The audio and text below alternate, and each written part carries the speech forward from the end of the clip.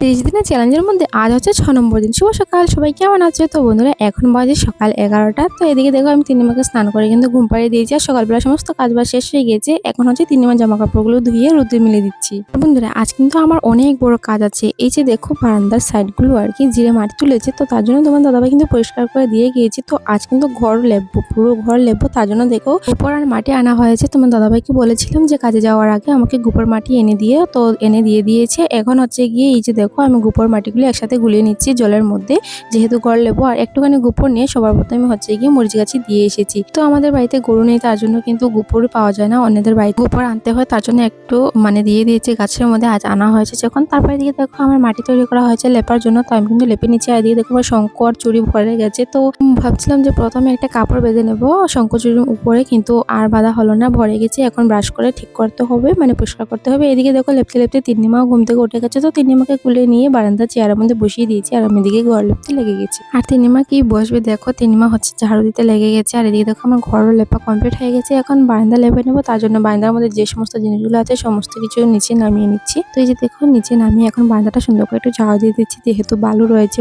অনেক, আমাদের বাড়িতে জানো অনেক বালু রয়েছে। আর এই যে দেখো প্রথমে কিন্তু আমি গোবর দিয়ে ঘরগুলো লেপতাম, যেহেতু তিন্নিমা মাটির মধ্যে থাকতো প্রায় সময়, তার জন্য কিন্তু গোবর দিয়ে ঘরে লেপতাম। তো তার জন্য কিন্তু এই যে দেখো গোবরের লেপাটা উঠে গেছে বলে বৃষ্টি দেখাচ্ছে। আর এখন কিন্তু আজ মাটি দিয়ে লেপছি। যাই হোক এদিকে দেখো তোমাদের সাথে কথা বলতে বলতে বারান্দা কিন্তু আমার লেপা কমপ্লিট হয়ে গেছে। মধ্যে হচ্ছে তিন্নিমা বিস্কিট খেতে চেয়েছিল, তিন্নিমাকে বিস্কিটও দিয়ে দিয়েছি। তিন্নিমা বিস্কিট খাচ্ছে এখানে বসে বসে, আর আমি এদিকে লেপালেপির কাজ করে দিয়েছি। এই যে দেখো ফাইনালি আমার পুরো লেপা হয়ে গেছে আর তোমাদেরকে দেখাচ্ছি এখন। এই যে দেখো লেপা হয়ে গেছে। তো এখন যাবো স্নানে, তার জন্য কিন্তু বাথরুমে চলে এসেছি কাপড় নিয়ে, শ্যাম্পু নিয়ে। তো আজ শ্যাম্পু দিব আর সুন্দর করে মাথাটা ধুবো। তো স্নানের আগে সবার প্রথমে হচ্ছে শঙ্কটা পরিষ্কার করে নেবো। আর এদিকে দেখো আমি কিন্তু বন্ধু একা নয়, আমি যে কাজকর্ম করি আমার সাথে সাথে তিন্নিমাও রয়েছে। আর আমি কাজ করবো না, তিন্নিমা আমার সাথে থাকবে না, এমন কি হয় বলো? তো দেখো ঘষে ঘষে ভালো করে শঙ্কটা পরিষ্কার করে দিচ্ছি। আর এদিকে দেখো তিন্নিমা কি করছে দেখো, সাবান দিয়ে, আমি এদিকে শঙ্খ পরিষ্কার করছি আর ও সাবান দিয়ে ওর হাত পরিষ্কার করছে। যাই হোক তো এদিকে দেখো আমার শঙ্খ পরিষ্কার করা হয়ে গেছে আর কত ঝকঝকে নতুন হয়েছে, 2 হাতে ঘষিয়ে দিয়েছি সুন্দর করে। আর এদিকে দেখো তিন্নিমার হাতগুলো এখন ধুবো, কিন্তু তিন্নিমা এখন বারণ করছে ও হাত ধুবে না। তারপর আমি তিন্নিমাকে বললাম ওই যে দেখো সবাই দেখছে তোমাকে,